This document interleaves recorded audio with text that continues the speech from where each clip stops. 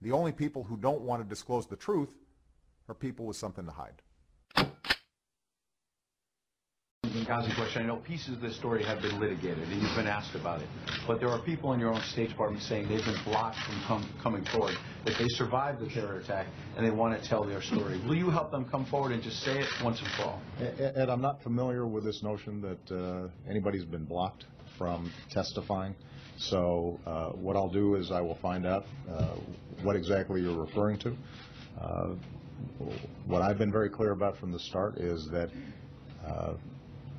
our job with respect to Benghazi has been to find out exactly what happened, to make sure that U.S. embassies, not just in the Middle East but around the world, are safe and secure, and to bring those who carried it out to justice. But I'll find out what exactly you're referring to. Thank you, guys. So after, some 4 months, one more comment. I had a chance to talk to him yesterday. He seems like a terrific young man, and I told him I couldn't be prouder of him. One of the extraordinary measures of progress that we've seen in this country has been the recognition that the LGBT community deserves full equality, not just partial equality, not just tolerance, but a recognition that they're fully a part of the American family. And given the importance of sports in our society, for an individual who's excelled at the highest levels in one of the major sports to go ahead and say, this is who I am, I'm proud of it. I'm still a great competitor. I'm still 7 foot tall and can bang with Shaq, and deliver a hard foul,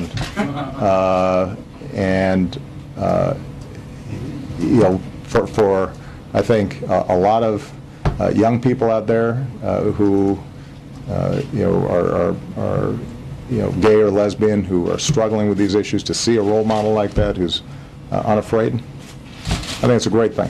And I think America should be proud of, that this is just one more step in this ongoing recognition that we treat everybody fairly. But there are people in your own State Department saying they've been blocked from coming forward, that they survived the terror attack and they want to tell their story. Will you help them come forward and just say it once and for all? Ed, I'm not familiar with this notion that anybody's been blocked from testifying. A blockbuster tonight on Benghazi. A claim U.S. forces could have intervened in the terror attack in time, and that the Obama administration is trying to intimidate potential whistleblowers into silence. We have the ability to load out, get on birds, and fly there at a minimum stage. C-110 had the ability to be there, in my opinion, in 4 to 6 hours from their European theater to react. They would have been there before the second attack. They would have been there before the second attack. They would have been there at a minimum to provide a quick reaction force that could facilitate their exfil out of the problem situation. Nobody knew how it was going to develop.